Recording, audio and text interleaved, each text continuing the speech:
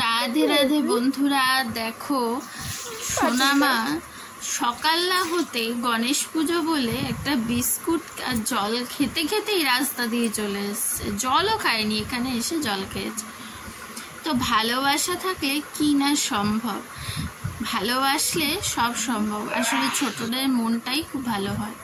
তো ওই দিন দেখো আমাদের দোকানে গণেশ পুজো ছিল, পুজো হচ্ছিল।